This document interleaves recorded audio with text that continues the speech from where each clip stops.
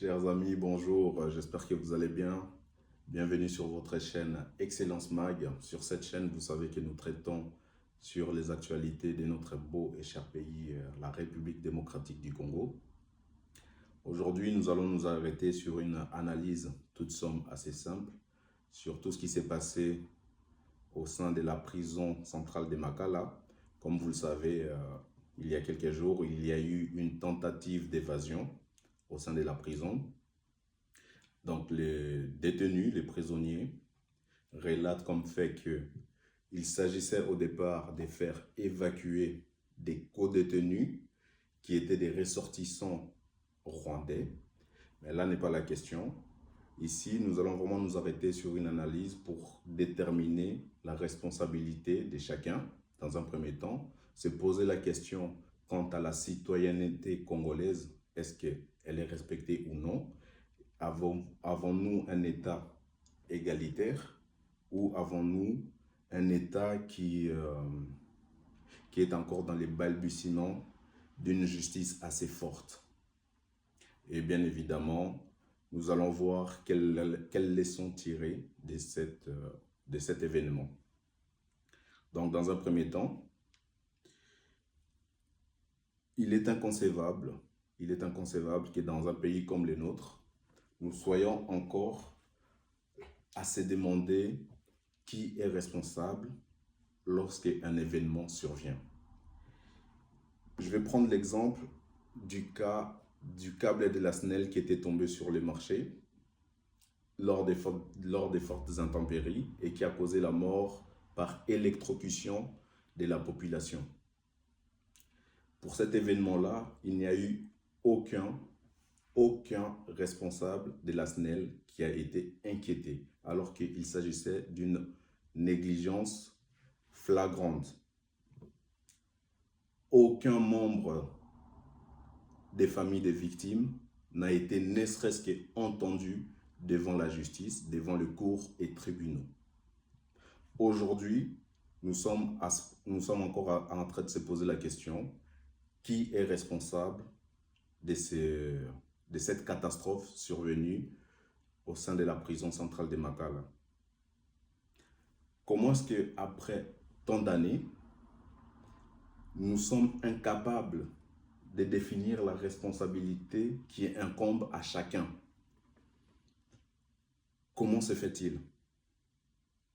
Pourquoi cette justice est incapable de mener une enquête, d'initier une action en justice, de déterminer la responsabilité de chacun et de condamner, de statuer pour qu'il y ait réparation par rapport aux sévices qu'ont vécu la population ou la famille des victimes?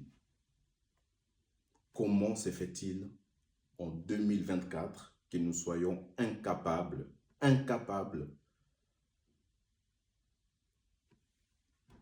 de mettre ces genres de personnes en prison? Ce n'est pas possible.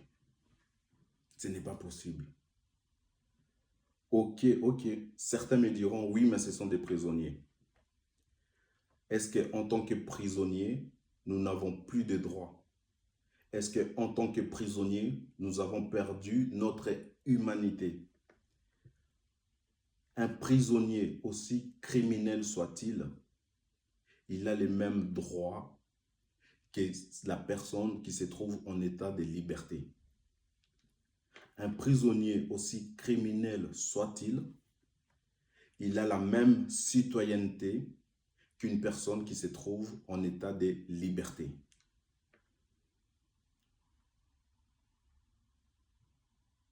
Les familles qui ont perdu leurs membres, parce que bien évidemment, les responsables de la prison centrale de Makala ont essayé de camoufler tout cela. Ils n'ont évoqué que 2 morts.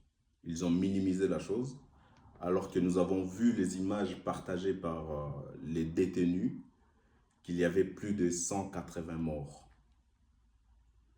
Ne serait-ce que par cette désinformation, ils doivent être poursuivis. Parce qu'un mort, que ce soit un prisonnier ou une personne en liberté, un mort, ça compte. Un mort, c'est déjà un mort de trop. Mais nous avons vu également notre ministre de la Justice réagir, M. Constant Moutamba, son Excellence, qui est un jeune qui a la volonté et qui a cette conscience de la nouvelle génération congolaise, qui a fait le diagnostic d'une justice malade et qui essaye d'apporter les remèdes à cette maladie. Nous l'avons vu réagir et nous avons également vu qu'il a été victime d'intimidation. On s'est immiscé dans son bureau, on a répandu des substances toxiques pour qu'il fasse marche arrière, pour qu'il ne mène pas à bien sa mission. Mais malgré cela, nous voyons qu'il est déterminé à mettre hors d'état de nuire toute personne qui fait obstruction à la justice. Et ça, c'est quelque chose à féliciter. Ça, nous, en tant qu'observateurs, on applaudit. Parce que ça, c'est un compatriote qui a pris conscience des enjeux pour que notre pays émerge. Il a compris qu'il faut une justice, il faut une société égalitaire où chacun répond de ses responsabilités, où chacun a des droits, mais également des obligations.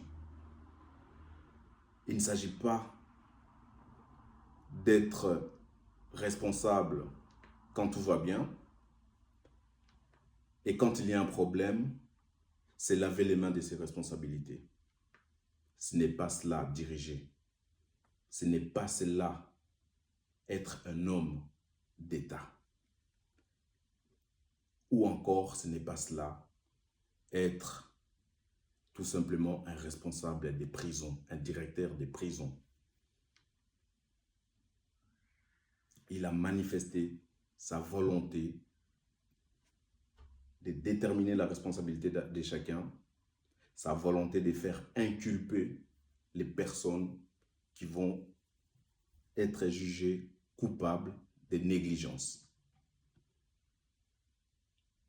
Maintenant, moi, j'aimerais faire appel à nos avocats. À Kinshasa, il y a énormément d'avocats. J'aimerais leur poser une question. Comment se fait-il qu'en tant qu'avocat, vous soyez incapable d'initier une action collective pour des victimes? Si nous prenons l'exemple de l'incident de la SNEL, vous vous imaginez l'impact que vous auriez eu en tant qu'avocat si vous aviez accompagné la famille des victimes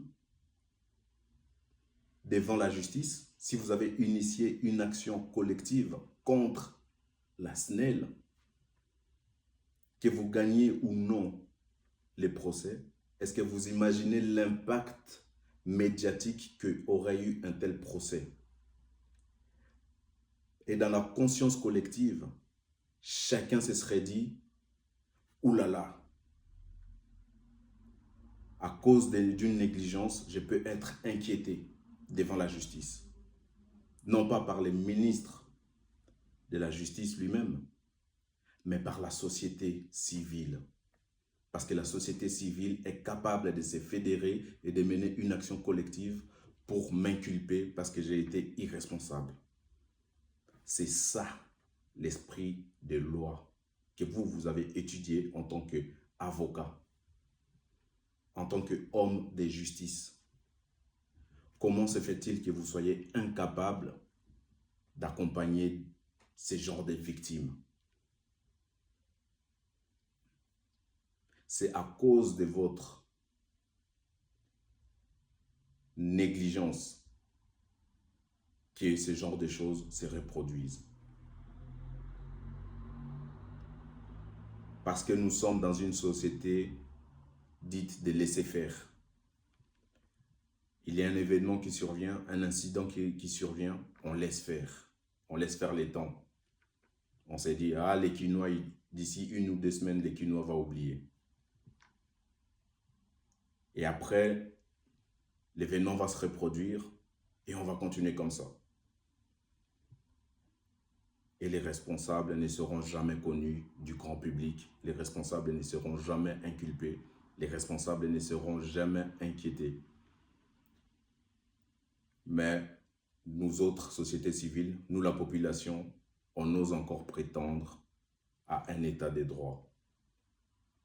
Mais est-ce que nous sommes en mesure de réclamer un état de droit alors que nous sommes incapables de nous fédérer pour demander justice et réparation?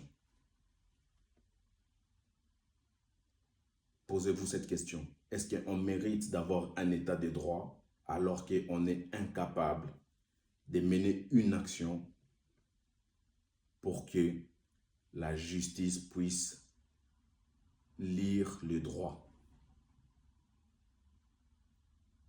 Merci de m'avoir écouté.